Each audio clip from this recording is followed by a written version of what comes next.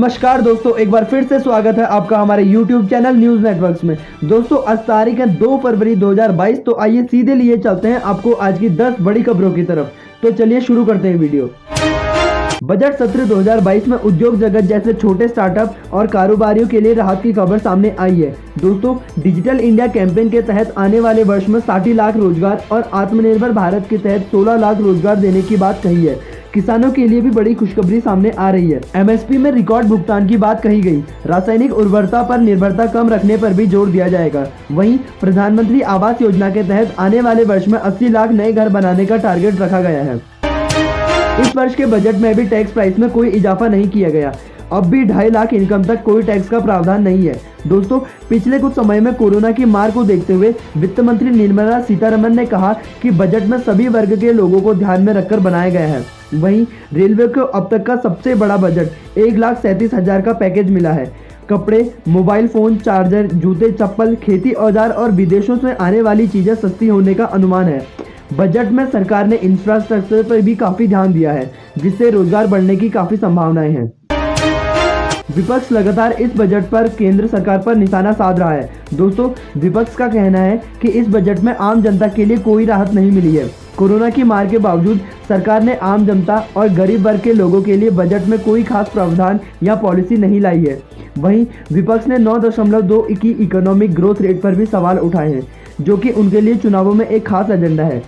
वहीं जानकारों की माने तो कोरोना के इस कठिन दौर में यह बजट दूरदर्शी और रोजगार बढ़ाने वाला है। भारत के क्रिप्टो करेंसी निवेशकों के लिए बहुत बड़ी और राहत की खबर सामने आ रही है। जी हां दोस्तों, सरकार ने यह तो साफ कर दिया है कि क्रिप्टो करेंसी को कम से कम बैन नहीं किया जाएगा। वहीं सरकार ने क्रिप्टो करेंसी पर 30% का टैक्स लगाने की बात कही है। दोस्तों भारत में लगभग 2 करोड़ लोगों ने क्रिप्टो में निवेश किया है। वहीं दुनिया भर में पिछले कुछ सालों में क्रिप्टो करेंसी काफी तेजी से लोकप्रिय हो रही है। प्रधानमंत्री नरेंद्र मोदी ने मंगलवार को अपने बहरीन समकक्ष प्रिंस सलमान बिन अहमद अल खलीफा के साथ बात की और द्विपक्षीय संबंधों की समीक्षा की। प्रधानमंत्री कार्यालय ने एक बयान में कहा कि टेलीफोन पर बातचीत के दौरान प्रधानमंत्री नरेंद्र मोदी ने बहरीन के नेतृत्व को बहरीन कोरोना महामारी के दौरान भारतीय समुदाय की उत्कृष्ट देखभाल और उनकी सामाजिक और सांस्कृतिक जरूरतों को पूरा करने के लिए धन्यवाद दिया। क्राउन प्रिंस ने भारत के गणतंत्र दिवस पर दी बधाइयाँ। भारतीय वायुसेना में महिलाओं को लड़ाकू पायलटों के तौर पर भर्ती के प्रायोगिक कार्यक्रम को अब स्थायी करने का फैसला किया गया है। रक्षा मंत्री राजनाथ सिंह ने मंगलवार को कहा कि यह फैसला भारत की नारी शक्ति की क्षमताओं और प्रधानमंत्री नरेंद्र मोदी की महिला सशक्तिकरण को लेकर प्रतिबद्धता का प्रमाण है। सेना की उत्तरी कमान के प्रमुख लेफ्टिनेंट जनरल YK जोशी ने सोमवार को कमान से विदाई ली। सादे समारोह में सैन्य अधिकारियों और जवानों ने लेफ्टिनेंट जनरल जोशी को भावभीनी विदाई दी। इस अवसर पर जोशी ने उधमपुर स्थित ध्रुव युद्ध स्मारक पर शहीदों को श्रद्धांजलि अर्पित की। YK जोशी की जगह अब सेना के deputy chief of staff lieutenant general Upendra Dwivedi उत्तरी कमान का कार्यभार संभालेंगे। दक्षिण कश्मीर के शोपिया जिले के अमशोपुरा इलाके में आतंकवादियों ने एक पुलिसकर्मी पर फायरिंग कर दी। इसमें वह गंभीर रूप से घायल हो गया। उसे अस्पताल में भर्ती करवाया गया है। दोस्तों पुलिसकर्मी की पहचान शबीर अहमद के रूप में हुई है। सूचना के बाद पूरे इलाकों को सुरक्षा बलों ने घेर कर लिया है।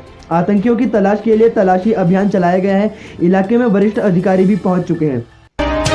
गूगल की वीडियो प्लेटफॉर्म YouTube पर भारत के प्रधानमंत्री नरेंद्र मोदी ने सब्सक्राइबर के मामले में दुनिया और देश के सभी बड़े नेताओं को पीछे कर दिया है। मंगलवार को प्रधानमंत्री के YouTube चैनल पर सब्सक्राइबर्स की संख्या 1 करोड़ से पार चली गई। ग्लोबल लीडर्स की सूची में प्रधानमंत्री मोदी के बाद दूसरे स्थान पर है ब्राजील के राष्ट्रपति जायर बोल्सोनारो। जायर बोल्सोनारो के YouTube पर 36 लाख सब्सक्राइबर्स हैं। नोएडा में पूर्व IPS RN सिंह के घर पर आयकर विभाग ने छापेमारी की है। घर के बेसमेंट में RN सिंह की पत्नी और उनका बेटा लॉकर फार्म चलाते हैं। बेसमेंट में करीब 600 लॉकर हैं, जिसमें से अब तक 3 करोड़ रुपए बरामद हुए हैं।